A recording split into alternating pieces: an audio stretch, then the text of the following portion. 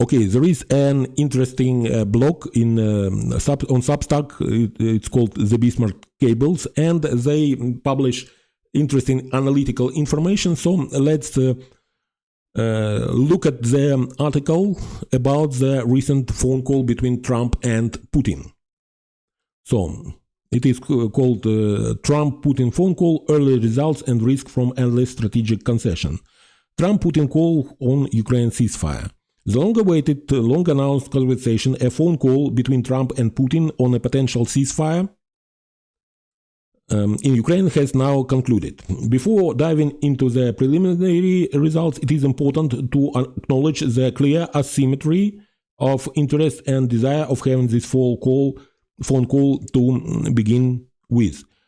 Leading up to it, Trump repeatedly hyped up what he described as good conversation and good talks with Putin.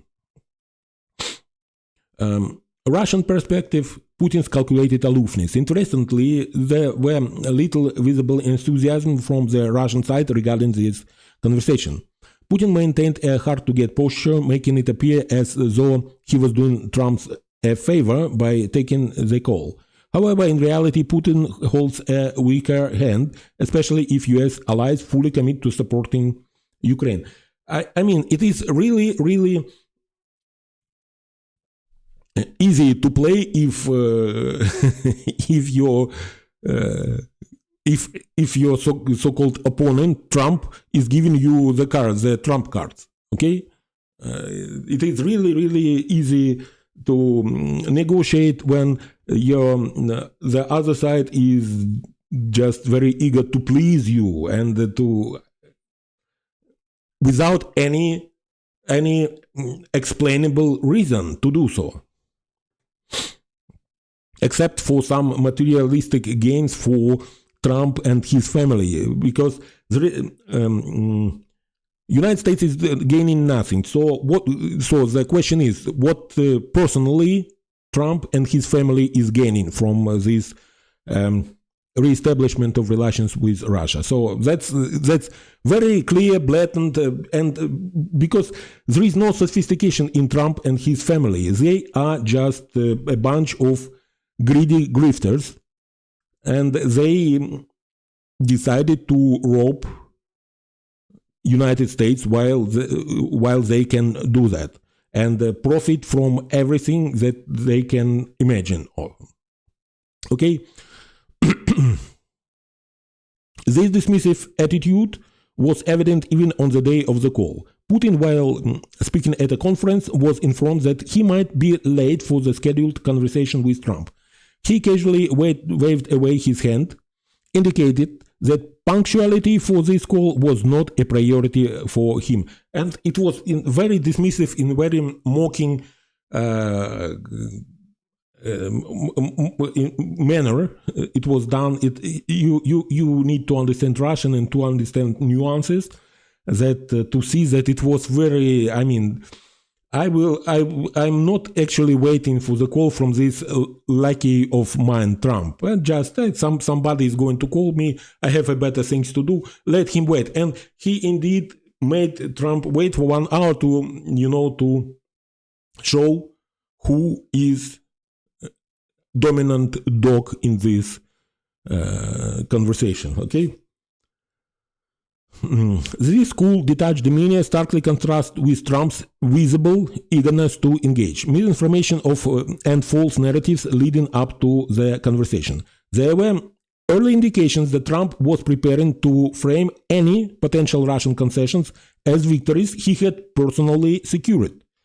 This included his repeated but false insistence that Ukrainian troops in Kursk were facing complete encirclement and that Putin was sparing their lives due to Trump's intervention. Side note, this was also a good preemptive excuse to not press Putin too hard for genuine concessions. As in, I already got some wins. So it was a false narrative that several thousand of Ukrainian troops were encircled in Kursk, and Putin is about to kill them, but Trump just asked him not to, and Putin how to say, so agreed. And all this is complete false. And at the time when they were doing this, several of Ukrainian servicemen that were captured during the withdrawal because they got lost, because it is very easy to get lost when you cannot rely on electronic means of navigation because of the heavy jamming. You can get lost very easily. So they got lost. There were pictures of them captured by Russians, and then there were pictures of them already dead. So they were executed while in Russian custody. So all these claims by Putin that Ukrainians should lay down their arms and they will be and that nothing will happen with them is just a bullshit. We have seen time and again that Ukrainian prisoners of war were executed by Russians, and it was done systematically. So I don't see that it is just some kind of local initiative. It is it's a system. It's systematic occurrence. Okay, the reality is this claim is entirely false. The reality is Ukraine has managed an orderly withdrawal from the Kursk region, avoiding heavy casualties. Russia, on the other hand, is implicated in the execution of captured Ukrainian soldiers in Kursk. Putin made no concession regarding the safety of Ukrainian troops. There was no favor extended. So all this about the favor is just bullshit. The fabrication done together by Trump and Putin in unison, in tandem. Putin made no... Okay, yes, yet Trump appeared to live in a misinformation bubble, seemingly influenced by far-right conspiracy theories circulating on social media rather than intelligence briefings.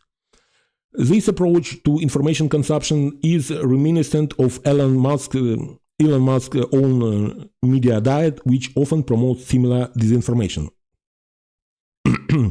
Key outcomes of the Trump-Putin call. The phone call resulted in the following agreement. First, a partial ceasefire. Russia agreed to halt attacks on Ukrainian infrastructure and energy targets for a 30-day period in return for the same. However, how likely it is to hold? Indeed, just an hour after the phone call, and at the time when Trump was boasting about these results, Russia launched Shahed drones were attacking the very energy and infrastructure targets mentioned in the initial agreement. In addition, and while Russia is unlikely to abide by the terms of its ceasefire, the US will likely pressure Kyiv into stopping attacks on Russian refineries, granting Moscow a reprieve in a crucial domain where its own efforts to cripple Ukraine's energy infrastructure have fallen short. Side note, of course, the integrity of this infrastructure network will come into a bigger threat if the US was to withhold additional air defense interceptors deliveries to Ukraine, and Europeans were to fail in closing in the gap in the meantime. I mean, Russians for 3 years were claiming that without US help we will be dead, but we cannot fight without US help. But it seems like Russia itself cannot win, can achieve victory against us without the help of United States. They cannot do that. So they need a help of United States to achieve something that they cannot do themselves. Okay, and also Russians are constantly lying about what they are hitting. They hit some hospital, some hotel with civilians in it, killing them, and say that there were NATO or Western mercenaries there, stationed there, or it was some kind of when, for example, they killed some people in Vinnytsia. They said that there were some NATO generals there. So all falsehoods. So they will be targeting Ukraine energy infrastructure and calling it something else, and as they always do. And there will be no accountability from their side, but if we, for example, strike the oil refinery, the United States will hold us accountable. So it's a very, very one-sided situation. Finally, what about other civilian targets like Ukrainian hospitals, which get bombed with high frequency? Overall, we have a situation where Russian restraint is unlikely to last. Indeed, it was broken within an hour, and Ukraine is likely to face pressure from Washington to refrain from attacking oil refineries in Russia. Exactly what I was saying. Second, a Black Sea ceasefire task force. Both sides agreed to form a task force to negotiate a ceasefire in the Black Sea region. But here too, Ukraine has little to gain. It has successfully broken through the blockade and pushed the Russian Navy out of Sevastopol, Crimea, and forced relocation to Novorossiysk after destroying a number of Russian ships and submarines. And I mean, if we decide so, we can start targeting the oil shipping from, for example, from Novorossiysk, and prevent it from happening. And that's why, again, Russia cannot achieve anything without the help of United States. The irony is that they were accusing all the time of us in this, that we are nothing without the help of United States. They cannot do anything against us without the help of United States, it seems. Ceasefire here benefits Russia more than Ukraine. In addition, Putin demanded that during any ceasefire, Ukraine should be prevented from receiving arms, support, or mobilizing troops. Right now, still the mobilization is going on in Russia. They are attracting a lot of contract soldiers, but these contract soldiers cannot, because contract have expiry date, and after this expiry date, the soldiers who was hired under contract, they can leave.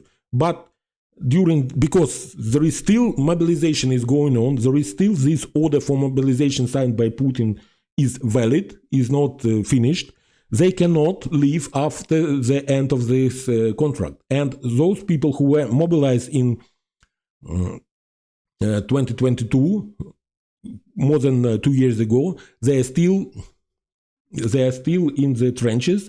They are still waiting for demobilization, and they cannot be demobilized because this mobilization is still going on. As soon as the order for demobilization will be signed, or the order that the mobilization has ended, all these contract soldiers of Russian federations with expired contracts can leave the military. And so, I mean, they demand that we stop our mobilization, but their mobilization will go on, and they will be able to replenish their armed forces. Also about the deliveries, will they stop the deliveries from North Korea and from Iran? And probably from some war materials from China as well, like propellants or some components to make propellants, and gunpowder, and so on, and drone components. Will they cease? No, of course not. They will be receiving the aid from their own partners like North Korea and Iran, and they would like us to stop receiving. I mean, that's all that Putin was asking for since June of last year, but by other means. He just changed the wording, but the idea is the same: that we should be defenseless. We should the Ukrainian army should be shortened, and this army should not receive any armament. So. The idea is the same: to make Ukraine defenseless and then to attack at any time they would like. This demand, in effect, would leave Ukraine defenseless and at Russia's mercy, allowing Putin to resume attack at will. This requirement is absurd and fundamentally unacceptable. Side note, there is no indication so far that even Trump, despite his apparent desire to appease Putin and entertained this idea seriously. No, it's just not exactly the time to start talking about them. There is no red line for appeasing Trump. He will do everything at the end that Putin is asking for. Art of the Horrible Deal, a reset on Moscow's terms. A careful reading of the Trump-Putin call readout from the White House suggests that Russia conceded nothing and may have secured a strategic advantage. I mean, all this conversation with Russia, everything this is just legitimizing it. They were, in isolation. They were world pariah. And Trump is even speaking with them and even allowing them to insult himself like that, making him wait for an hour, making to appear so that it is that he is trying to get something from Putin, and Putin is reluctantly, throwing him a bone. Like, okay, we will agree to a partial ceasefire, not the complete one. He is he's lifting up Putin. It's just it just shows that he is in the pocket of Putin. That's what it is. Washington rhetorics aligns with Russia's core narrative. The statement that the war should never have started and that it ought to have been resolved through good faith peace efforts implicitly shift blames away from Moscow. So that's the Russian narrative, that they were forced, and good faith peace efforts. It was they are speaking that they allegedly had some kind of agreement in Istanbul, and that was then because of the efforts of Johnson and Biden thrown away. But the Istanbul agreements were never ratified, were never signed, were never even agreed upon. That was just demands from Putin, exactly the same demands that he voiced again last June. So this is just a bogus claim. Russia's long-standing argument that it is not the aggressor, but rather a victim of Western intransigence just received yet another validation from the White House. Beyond Ukraine, the readout reframes the war as a bilateral issue between Moscow and Washington, sidelining Europe entirely. And that was long-standing Putin dream that big boys like him decide, like him and the United States, decide the face of just all this,